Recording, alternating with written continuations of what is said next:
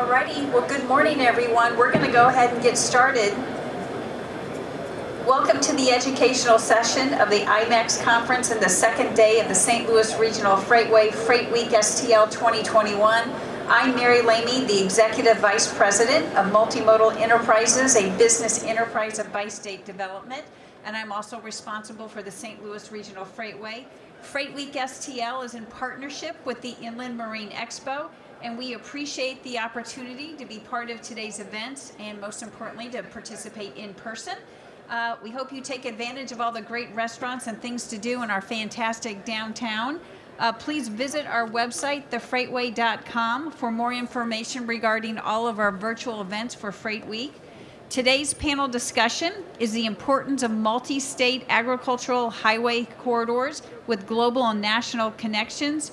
Our focus will include transportation of agricultural products, infrastructure investment, multiple states working together, and an economic outlook nationally and globally. Our panelists will include Adam Sparger, Director of the Transportation Services Division of the U.S. Department of Agriculture, Ken Erickson, who is obviously seated right next to me. Ken is the Senior Vice President, Head of Client Advisory and Development, Energy and Transportation and Policy with the IHS market, and Tom Blair, who is with the St. Louis, he's the St. Louis District Engineer with the Missouri Department of Transportation. He is a member of the Freight Development Committee. Adam and Tom are both joining us virtually, so as we go through the panel discussion, they'll have an opportunity to participate as well. So welcome, gentlemen, and thank you for taking time to be with us today. We're going to start with asking each of you to introduce yourself and your organization. Adam, can you hear me okay?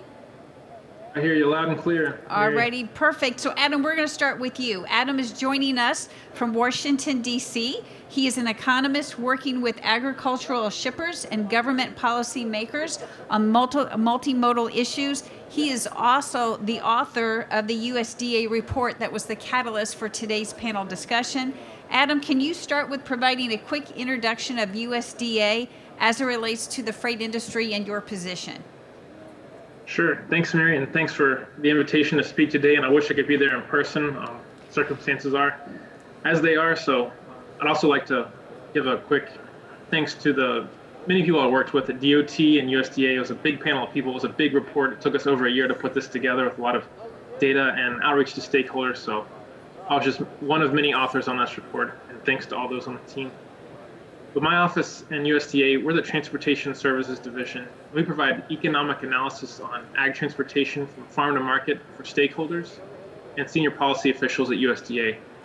It's probably not obvious why USDA cares so much about transportation, but if you look at the numbers, agriculture is currently the largest user of the freight transportation system in the United States, and this represents 27% of all freight ton miles with an annual value of $3.1 trillion moving on this transportation network. In addition, we expect the agricultural freight to increase 23% over the next 20 years, which makes freight planning critical for all levels of government. And the needs of agricultural freight are unique and not always accounted for in the highway planning decisions. And so we wanted to shed light on the importance of highways to agriculture. And we wanted to demonstrate that maintaining the performance of the highway system is essential to keeping freight costs low and supporting the continued economic competitiveness of U.S. agriculture. Thank you, Adam. Okay, we also have Ken Erickson, and Ken obviously is a familiar face to this conference. Ken is an expert witness in the area of transportation, logistics, and supply chain matters, and has worked for USDA's National Agricultural Statistics and Marketing Services. Ken, please introduce us to your role with your firm as it relates to domestic and international freight transportation and the agricultural industry. Thanks, Mary. Pleasure to be here and be here live in person. And Adam and Tom, I hope you're jealous because it's great to see some faces here, but I know that you've got some circumstances that unable to travel, so hopefully that will change soon. Great to see people's faces smiling and be able to shake hands. I head up our group at IHS Market. I joined them in 2001 when we were known as Sparks Companies Incorporated. And a few years later, before our founder passed away, we were sold to Informa.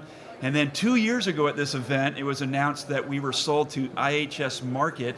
And with that group, we are part of the agribusiness sector, and within the whole organization of IHS Market, They cover a great number of areas of the economies around the world through economic country risk, tracking cargoes that move around the world through our peers data, commodities at sea, global trade atlas. But we at agriculture work very closely with our energy groups as well as the automotive group.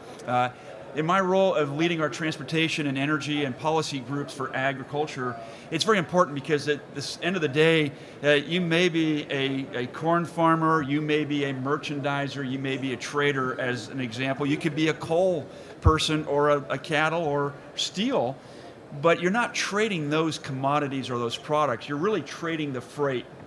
And where freight comes together, that's very important for us to have a group that is monitoring the fleet dynamics, looking at how big the fleets of barge, rail, truck, container are in the marketplace, what's available to move commodities, and how that influences price.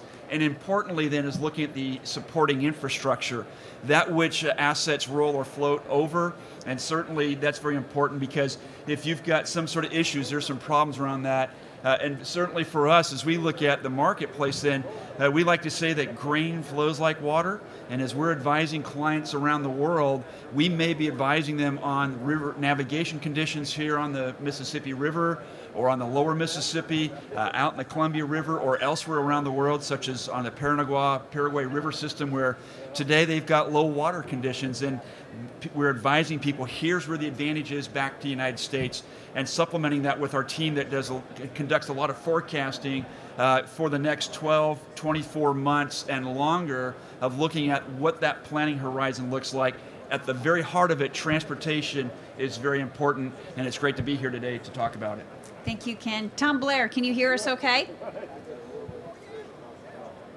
I can. Can you Very hear me, good. Mary? We sure can already. So it's my pleasure to introduce Tom Blair with the Missouri Department of Transportation. Tom's leadership has resulted in several national awards for projects that include award-winning projects like the I-64 project, the new I-70 Stan Musial Veterans Memorial Bridge, and MoDOT's Road to Tomorrow team. Tom, please introduce us to your role with MoDOT.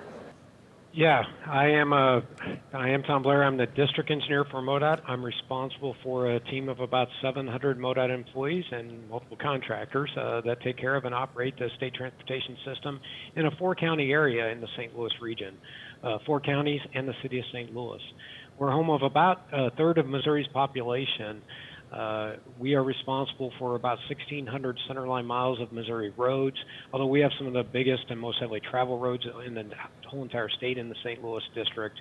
So those 1,600 centerline miles easily get to over 6,000 lane miles. If you take one centerline mile of some of our roads that are 10 lane wide, that could be one centerline mile equaling 10 lane miles. So we have over 6,000 lane miles of state-owned road in the St. Louis district with our 700 team members. We are also river bridges in the state St. Louis region are a really big deal. Missouri, Mississippi, 2 largest rivers in the country, right here merge in North St. Louis. And we are responsible for about 10% of MoDOT's 10,000 bridges, but nearly 30% of our major bridges. Those are defined as any bridges over 1,000 feet long. So that's a pretty big deal. Transportation is a big deal. We also have a lot of traffic signals and mobility issues. I don't want to bore you with all that, though, also because St. Louis is, if you haven't been here lately, it is a home of the Arts, the Cardinals, the St. Louis Blues, Forest Park, and so many great things. I definitely encourage you to come to St. Louis and visit St. Louis. I am in St. Louis today. I just couldn't make it downtown, so I wish I was down there shaking all your hands and seeing you all in the crowd. Thank you, Mary. Thank you, Tom. Okay, Adam, we're going to start with you. So obviously today's panel discussion, the emphasis is on the ag industry and transportation. And the catalyst for this discussion is the report that you helped author entitled The Importance of Highways to U.S. Agriculture, and it was released late December of last year. Can you give us an overview of what that report revealed? Sure, Mary. So this study is kind of a complement to the piece we did back in 2019, which was taking a look at the importance of the inland waterways to U.S. agriculture. We wanted to shift our focus to the highway system, and this seemed like the logical next step because almost every agricultural freight trip includes at least one truck component, whether that's the first mile or the last mile, or as an intermediary to connect to rail or barge, or even as a truck-only movement between any 2 points in the country. We wanted to offer awareness of how critical the highway system is to U.S. agriculture and illuminate current challenges, opportunities, and highlight the best practices that we're seeing currently. We also wanted to create a practical and actionable reference guide to serve as a framework for state-level DOTs, regional planning entities, and the private sector to help tackle highway planning needs for agriculture, help inform future research, planning, and policy analysis. So in order to do this, we created a model of the highway freight network and made sure we captured as much geographic and commodity diversity as possible to create this network. And based on our modeled sample, we found that 80% of domestic agricultural highway freight moves on a roughly 17% of the highway network. And these highways are among the most important to the movement of domestic agricultural commodities. In our study, we further focused on 17 regional corridors within this high-density network and used novel analysis techniques to illuminate how the condition and performance of those highways affects the movement of domestic agricultural commodities in terms of pavement and bridge conditions, congestion, reliability, and safety. I think the I-40 bridge that we saw recently, that's another example of why this study was so important. And as we all know, the highway freight network is a complex system, and that involves many actors at the national, state, regional, and county levels, as well as many different types of stakeholders. And this report demonstrates the interconnected nature of agricultural freight and highlights the need for cooperation across state, jurisdictional boundaries. In order to optimize the transportation network, planning entities at all levels have to work together to identify and address these needed improvements.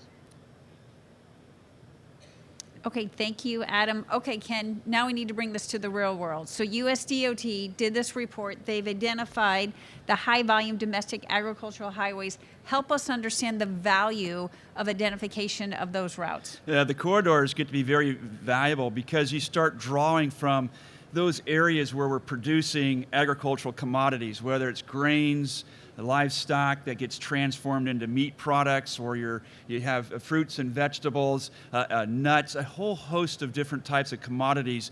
And certainly to be able to get into the network and to be able to move to that next point of consumption, whether it's someone that's going to process that into another value add, or it gets to the final consumer for a retail purchase or something, that having access gets to be very important. But it's also access to the next modes of transportation, and looking at the highways, the bridges, but also then connecting with railroads, and then here in St. Louis, looking at the connectivity to the waterway system gets to be very important, because we think about the ability to connect grains or fertilizers and such. You get a draw area of anywhere from 35 miles on average to upwards of 150 miles, and that's especially true here in the St. Louis market here, as you look at how far you can go up against the railroads. And having an efficient highway system, reliable bridges that you can fully load trucks to their legal limits assures that you're going to get the most competitive opportunity, but also having access and openness on those networks. And as one of the themes at this conference, or IMX, is rooted in resilience, that's what you're looking at having with infrastructure to help maintain that competitiveness there. So it's the assurance, it's the reliability, but it's also accessibility for the price for farmers, because at the end of the day, a farmer, if from an agricultural standpoint, is the one who takes and pays the freight, quite frankly. And certainly if we look at the impediments in the system, and every time you get some sort of breakdown in that system, you start looking at less available capacity to handle the same volume in the system. And that just means you need more rolling or floating assets to move that same volume. And when you do that, you get tightened capacity, you get higher freight rates. And so the farmer ends up seeing their price start to fall at the farm gate. And now they're not as competitive to anyone else in the United States or anyone else in the world. And then you start looking, as you take those rates, they become less productive, now they become less competitive, and then those local areas where their impediment may have taken place, now that local economy starts to take a hit, because that farmer's not producing as much, nor has as much income, and nor are they spending as much in that local economy. And it's not just the farmer then, it's the fertilizer, it's the seeds, it's the chemicals, it's the inputs, it's the equipment manufacturers. The whole trail is very long, because the tentacles of ag are very deep, and they extend greatly. So these impediments with infrastructure and having these corridors identified are very important. And you look at our infrastructure overall, we've got a C-, and roads and waterways, they got Ds. And D pluses for the waterways at the moment, and the highways, they got a D. And certainly, as Adam referenced, the I-40 bridge in Memphis, where I'm from, we've seen that disruption, and it's very extensive what it did. And for a few days, it impacted multiple modes. Certainly the waterway was shut down for a number of days. Out of an abundance of caution, they just didn't know what could be coming from that. So, Mary, those corridors are very important to be identified and then start working on those and making sure that the resilience is built into the system. Okay, very good. Tom Blair, let's focus on Interstate 70 through the state of Missouri. That is one of the corridors that are identified in this report. It is one of 17. Can you tell us about that corridor as it runs through the St. Louis region? Yeah, well, first, Mary, I want to thank Adam and all of the authors of this Importance of Highways to U.S. Agricultural Report. I think it's very important for decision makers like me within state DOTs to read this report. The attention that's drawn in the report to the high volume domestic agricultural highways is very valuable. A deep dive into it. And the one that you're asking me about, Mary, is one of the many corridors that Adam and the group looked at. And that one is Interstate 70 from Sioux Falls, South Dakota, all the way to St. Louis. I do have to note that as you travel that in your mind, you do connect Kansas City on the west side of Missouri to St. Louis along I-70. So again, the entire corridor that Adam and the group looked at went from Sioux Falls, South Dakota, all the way to St. Louis and dove really much deeper into that. It really doesn't surprise us that they picked that corridor, right? We are in the Midwest, and then Mary in the St. Louis Regional Freightway, and I'm a pretty active member in that. We know we are a ag state. We are in the Midwest, and we are hub to the third largest rail, third largest inland port, and movement of ag products in our state via various modes are very important. But this particular look at the Interstate 70 across the state is a very important. It takes away certain things like, for example, it sort of shows how some of the commodities change as you go past some major milestones, cities, and other points where you can get onto rail and onto river. But you also see the volumes change of those products. So I think that's good for now. Alrighty, thanks, Tom. Adam, the report included a case study for the St. Louis Regional Freightway. And obviously this panel discussion is about partnerships. Can you tell our audience about the case study and what it says about our region? Sure, and we included the St. Louis Regional Freightway case study mainly because of the collaborative process it uses at the regional level that thinks bigger than just within jurisdictional boundaries. And as Tom noted, this region is very important for agriculture and agricultural freight. It's an important hub predominantly for grains and oilseeds trucked in from the Midwest, transferred to barges or railways. Many of these are bound for export. And this region has the highest level of barge handling capacity for grain anywhere on the Mississippi River. And the highways in and around the St. Louis region are critical to moving and exporting Midwestern grain, and the initiatives being taken by the Freightway may provide significant benefits to the ag freight industry, such as reducing trucking congestion, expanding regional options for exporting ag commodities. In general, the Freightway has encouraged stakeholders to prioritize freight investments using a collaborative process. And this has resulted in significant infrastructure investment and attracted additional state, local, and federal investment. And in particular, what we liked are the partnerships between industry and transportation agencies that identify the most important regional freight investments. We also like the approach between public and private stakeholders to develop criteria to narrow down that list of needed projects to the top 20 from a regional perspective. And we like the collaboration and regional consensus that speaks with one voice about the importance of freight investments to the entire region. This is bringing together local and regional governments, Class 1 railroads, port and barge industries, shippers, and other stakeholders in regional freight, and essentially uniting what are often competing voices into a single voice. And this approach is a very effective mechanism for prioritization, programming, and grant success. And such activities should help the St. Louis region continue to enhance and expand its role as a freight leader. Thank you, Adam. Okay, Ken, our audience today are shippers, carriers. We have some emerging ports in the audience. Given your familiarity with the St. Louis region and our role serving as Ag Coast of America, how do you believe this latest study will further enhance our ability to grow the movement of ag products throughout our region?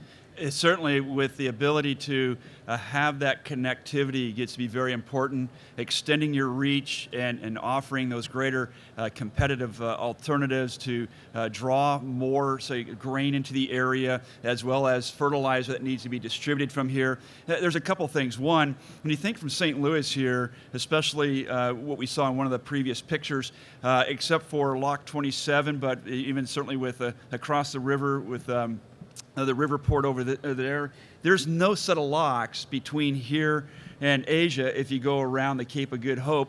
And there's only one set of locks if you go through the Panama Canal to go to a number of places. So in one hand, you're able to really fully utilize the design capabilities of the barge equipment when they're loaded here.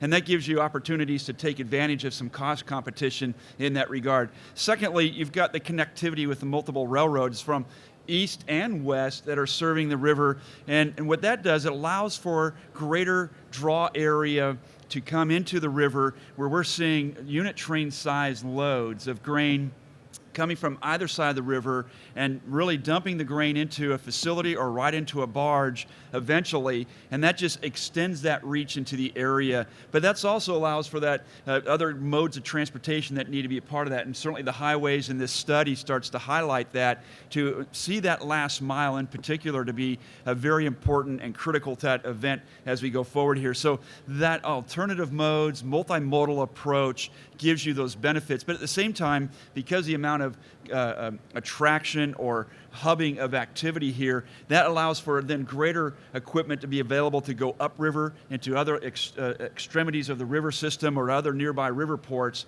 to take advantage of what this area has from attraction. There's something about volume attracts volume, and that just brings even more attention, more traffic, more opportunity. Okay, thank you. Okay, Tom, let's keep talking about Interstate 70. So USDA reports 80% of domestic agricultural commodities travel on 17% of U.S. highway mileage. And this most recent report identified the 17 highway corridors that are important to U.S. farmers, the agricultural industry, and downstream producers. I-70 through the state of Missouri and through the St. Louis region was included with these corridors. What kind of volumes and commodities are transported along I-70? Yeah, great question, Marion. So as Adam's report highlights this, if you look at the entire 600-mile stretch from South Dakota all the way through St. Louis, you're talking at around 5 billion, that's with a B, 5 billion ton miles of agricultural goods along I-70 each year, 5 billion ton miles per year just of agricultural goods. So we're pretty significant, and that's why the group looked at the I-70 corridor. Specifically, if you look at the commodities from St. Louis to Kansas City, the leading ag commodities right now are soybeans, meat, and milk.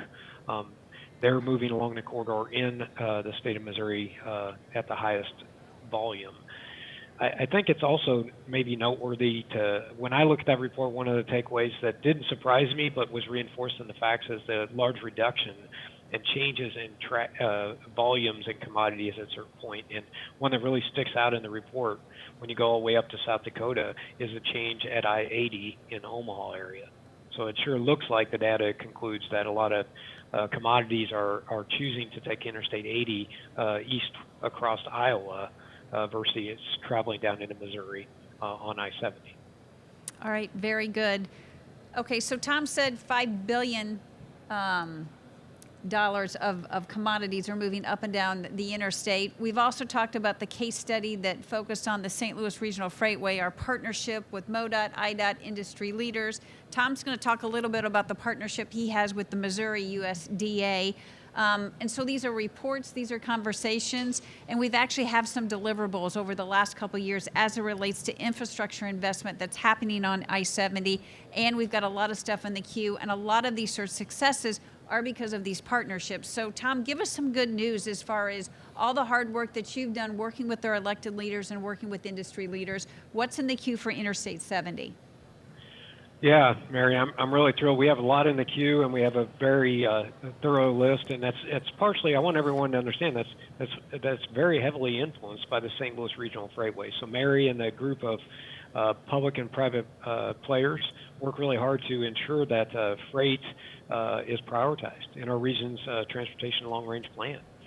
Specifically, projects, we have funding that's proposed for our Highway Commission to make a really big improvement on I-70 in the west area of St. Louis, out in Wentzville, Missouri, to address a sort of a bottleneck, a freight bottleneck, if you will. It's one of the last sections of Interstate 70 in the St. Louis region, although it is on the west end, where it's only 2 lanes each direction. So we narrow down to 2 lanes each direction, and there's a pretty good horizontal curve that goes under a railroad overpass. And so we have draft funding in place.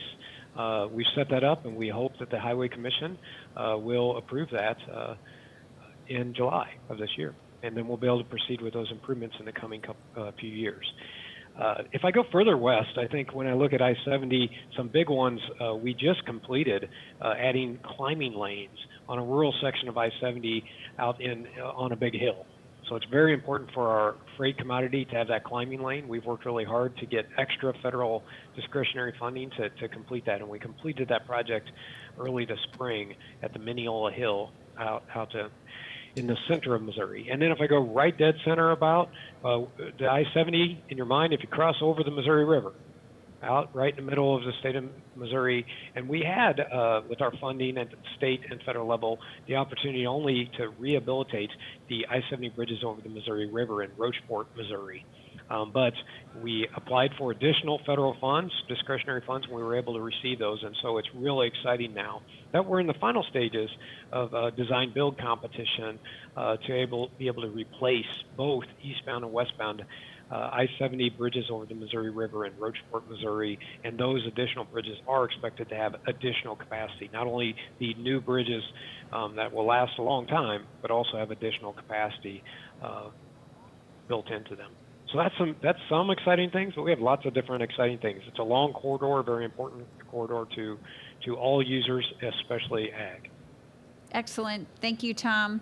Okay, Adam. So Tom's talked about some of the recent successes we've had at a local and a state perspective. We talked about your national map that identifies those corridors. Are other countries trying to catch up with infrastructure improvements?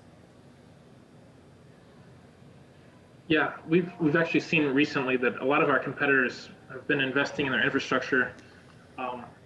Notable examples I think are Brazil and Ukraine, some of our major grain and oilseed competitors. And these competitors have the advantage of being able to produce commodities more cheaply than we can in the United States. And so now they're also gaining a relative advantage in being able to move it more cheaply than we can. And so the gap has narrowed in recent years for our ability to deliver our goods more efficiently than our competitors to international markets. And our international competitiveness of our exports relies on our efficient operation of our entire supply chain, and not just looking at ports or railways, but we have to look at the rural county roads and bridges too, because they're part of this greater national transportation network. And our global competitiveness really begins at home with decisions that we're going to make about investments in transportation infrastructure. Thank you, Adam. Okay, Ken, let's keep talking about this at a global perspective. What other trends, positive or negative, are you seeing in the global ag industry that might impact the movement of ag products through the St. Louis region and the nation? Yeah, and positively, you've actually got demand for U.S. grains and agriculture today, and we've got a record export program that took place that we're in the middle of we're towards the end of it right now, when we're looking at over nearly 6.4 billion bushels of grain and soybean exports, and nearly 60% of that is through the U.S. Center Gulf, and over 95% of that volume moves by barge to the lower Mississippi River. So, and we expect to see still continued pace of high level of exports over the next couple of years. Next year, we're expecting to see maybe a little bit lower at 6 billion bushels of exports, a very strong program. Some other trends that we're seeing that are going to be very supportive is, one, you're getting the lower Mississippi River dredged to a consistent depth of 50 feet. And so you get reliability, you get resilience in the system there. And that means you may not load grain to 50 feet, but it allows you to load to that maximum capability that those other ports at the other end of the supply chain can receive those vessels. That gets to be important because now you can bring in those larger vessels, load them heavier, lower the cost to be able to get to destination, and that reverberates all the way back to the supply chain, back to the farmer gate to show improved basis. But it gives, the old expression, a rising tide lifts all boats, and that's very true in this case. The other part is that we're seeing the work that was done during the 2012 drought. The pinnacles that were removed was very, very important, and that took a lot of collaborative effort from many people together with the Coast Guard, Army Corps of Engineers, and the industry was very paramount in that. And that's going to give reliability as we go forward here.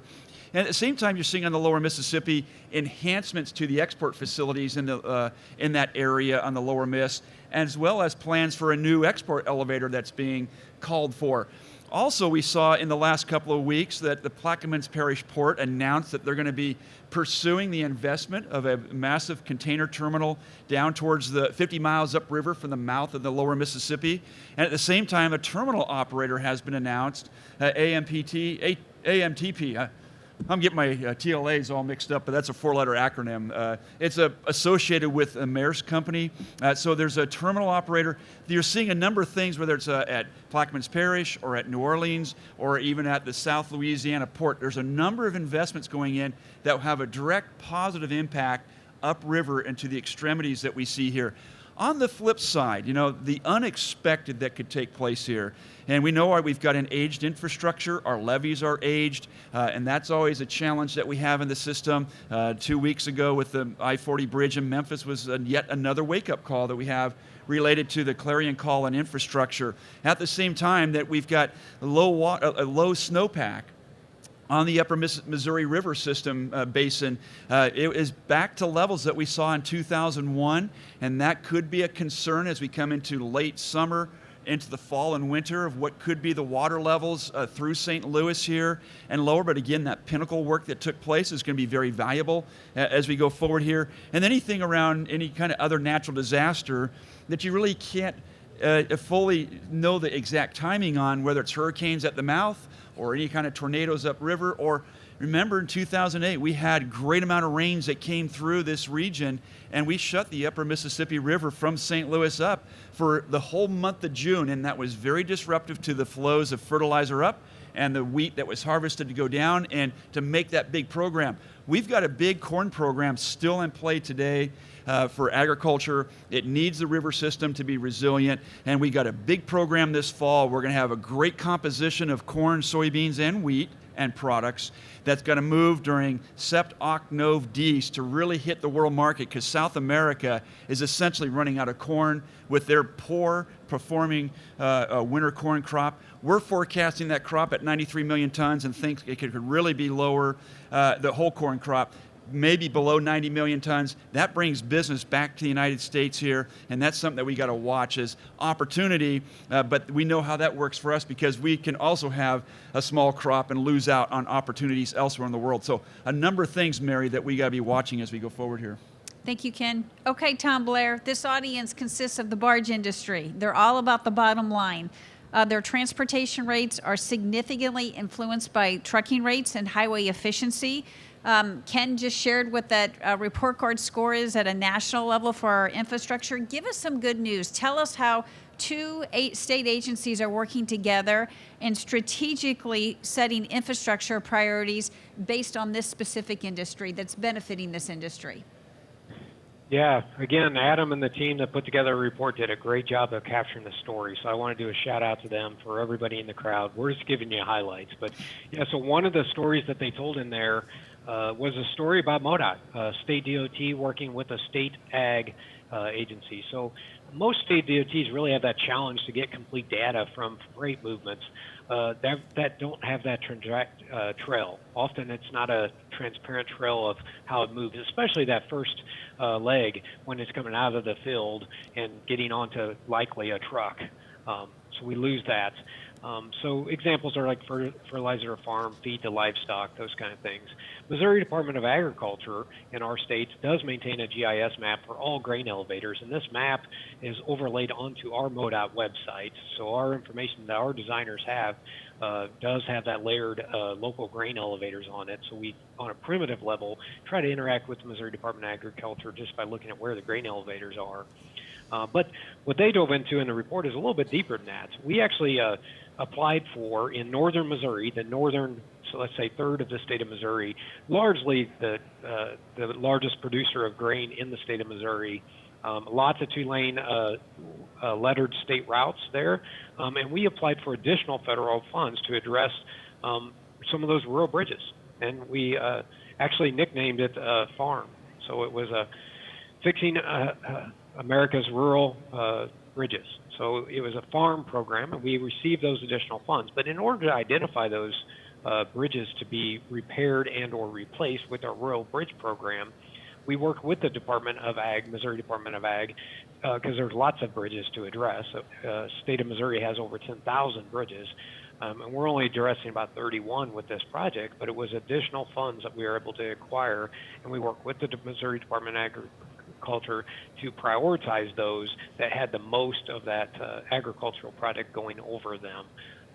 And we were able to also mirror that with the bridges that needed the most work.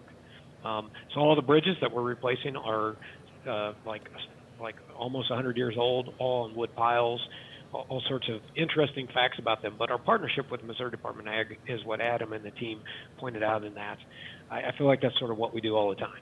So MoDOT's always working with Missouri Department of Ag. Ag is always reminding us that movement of agricultural products is a very important factor as we make decisions at MoDOT. Alrighty, thanks, Tom. Okay, you guys, we're going to do a quick round robin. Adam, we're going to start with you and have you guys give any final comments. Adam, is there anything else we haven't touched on that our audience today should know, or any final comments? Sure, thanks. I would encourage everyone to check out this report if you haven't already done that. You can look it on our website, the USDA Transportation Services Division. And in addition to the report released in December, we're going to put out some interactive data sets on our open data platform, which you should also check out in its own right. There's a wealth of information there available to the public. We'll also be releasing sort of detailed instructions on the analysis, how we created the corridor analysis for the report. This is going to be sort of a cookbook approach, step-by-step, that regional planning agencies and other stakeholders can use to create their own corridor analysis that if they weren't included in these 17 corridors highlighted in the report. So I would encourage you to check out that website in the near future. Hopefully the end of June, we'll have that information available to everyone. And in addition, I mean, this infrastructure is a hot topic right now.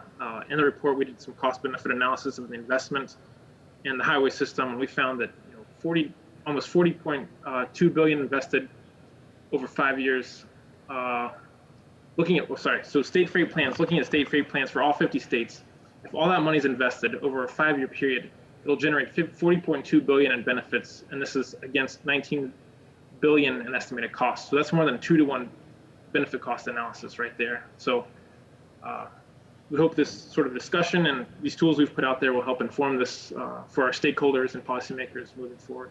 We appreciate this opportunity to highlight the report, and appreciate Tom and Ken as well digging into this just with us. So thanks again, Mary, for the invitation. No problem. Thank you, Adam. Ken, any final comments or anything we forgot to talk about? Yeah, thanks, Mary. Two things. One, these studies are very important. The study on the highways that was just highlighted, and the other study that Adam referenced on the waterways that was done 2 years ago. And we're very pleased that we're able to work on both those studies, one on the waterways and looking at that investment, again, that holistic investment of about $6.2 billion will realize an incredible gain of almost $72 billion back, and that secures and promotes competitiveness of the United States. And certainly in the highway study, the underlying data came from our TransSearch group, and real exciting to see that those are being used in a very engaging way, and those interactive maps are going to be great, Adam, as we go forward. So be able to invest in this infrastructure. A lot of other infrastructure gets attention, And certainly there's a lot going to be talked about from a transit standpoint, very important, but nonetheless, that's really not moving the economy per se from the standpoint of us being competitive in the world and be able to serve our domestic needs as well. And so being able to look at that freight carrying part of our infrastructure is very important. And the people in this room and people online listening to this, very important for your involvement with the organizations such as the Freightway, but also with your departments of transportation, and then with your congressional people, be able to reach out and say, look, did you know? And here's some facts that you can take to them. Very important to support your business and support what we're doing as an economy. Secondly, this particular event here on Maritime Week is very important. A lot of talk about carbon sequestration, lowering our footprint around the carbon. This industry's been doing it forever. You get the most distance moving a ton of cargo with a gallon of fuel than any other mode in the world. And it's very important that gets highlighted. Not only that, especially if this as an ag panel, agriculture, U.S. agriculture is very sustainable. If they weren't, they wouldn't be in business long. So farmers are very sustainable at heart, and certainly be able to hand off to that next modes of transportation from truck to rail, rail to river, or truck to river. This is the most efficient system to be able to lower that footprint in totality. And our competitors are trying to keep up with that, and they're having a difficulty doing that, but they're making inroads, or I should say in waterways, to make that happen. So Mary, use the studies to advocate. Secondly, you look at this industry that it's already got an advantage to deliver on lower carbon sequestration. Very good. Thank you. Tom, final comments. Yeah, Mary. Well, first of all, thank you for asking me to be part of the panel. I'm really proud to be on the panel. Thanks, Adam, for the reports, and all your other co-authors for the reports. Very valuable. I encourage everybody to look at it. And Ken, I agree with what you're saying. I want to dive I guess my final comments, I dive a little bit deeper into what Ken's saying. If you're from St. Louis and you're in this freight market, whichever mode, truck, rail, water, whatever, get involved in the St. Louis Regional Freightway. Mary has it very well organized. It's very important to be part of the St. Louis Regional Freightway. If you're not from St. Louis and you're in this freight issue, make sure you get involved with your region. At the state DOT level across the country, all state DOTs have a 5-year program or a multi-year program of projects. So you got to get out ahead of that, and you got to get on their list. And all major metropolitan areas have a metropolitan planning organization. In the St. Louis region, we've named it East-West Gateway Council of Governments. But that municipal planning organization is made up of all the top local elected officials and many citizens appointed to that. They establish. Mary works hard to work with them, and I do also, to establish the region's transportation priorities of all modes. Public transit for people, and also our roads and other waterways and rails and everything for transportation. So if nothing else, get involved in your regional planning process to ensure that the money that's being spent, especially state and federal transportation money, is being spent on things that drive our economy. So thank you very much, Mary. Thank you, Tom. Okay, Adam, Ken, and Tom, thanks again for your time today. So here's what we heard. We heard low transportation costs help U.S. agriculture remain competitive on the global market, and we know that other countries are catching up. And the good news is we have state agencies like the Missouri Department of Transportation working with USDA and U.S. Department of Transportation. And with Ken's help, we have a better understanding of this market, how those industry leaders are working together to solve the not so easy challenges of maintaining the nation's highway system. So thanks to this audience for listening to this panel discussion, and we appreciate all your support with all of these efforts as it relates to infrastructure. So thank you. Thank you, Mary. I must say I couldn't remember.